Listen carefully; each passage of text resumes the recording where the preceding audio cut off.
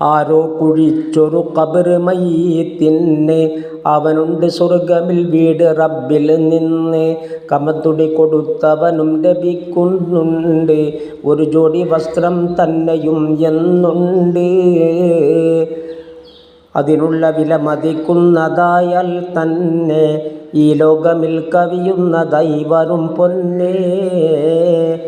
ഇതുപോലെ തിരുനബി മുസ്തഫ പറയുന്നതാ, ത്വബറാനി റിപ്പോർട്ടുള്ളതായി കാണുന്നതാ.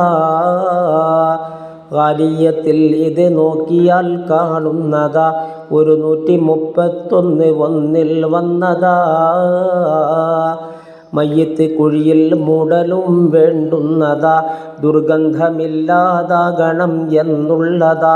മൃഗശല്യവും തടയുന്നതിനുതകേണ്ടതാ, അത് വീതിയാഴം ഉള്ളതായാൽ നല്ലതാ.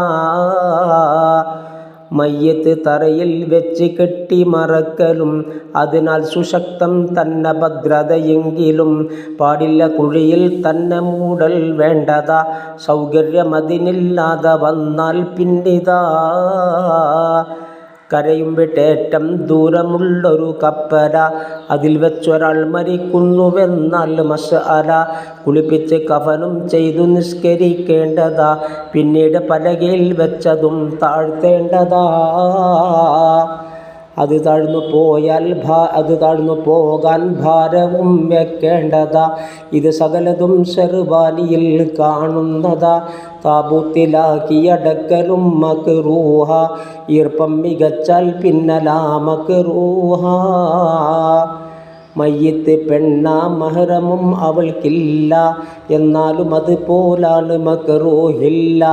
ഇതുപോലെ മസ്അലത്തുണ്ട്, എന്നാൽ പിന്നെ അത് ജായിസ, ചിലപ്പോൾ വുജൂബും തന്നെ. മിൻഹജിലുണ്ടിത് നോക്കിയാൽ കാണുന്നതാ, കൂടാതെ തുഹ്ഫയിൽ വിശദമായി പറയുന്നതാ.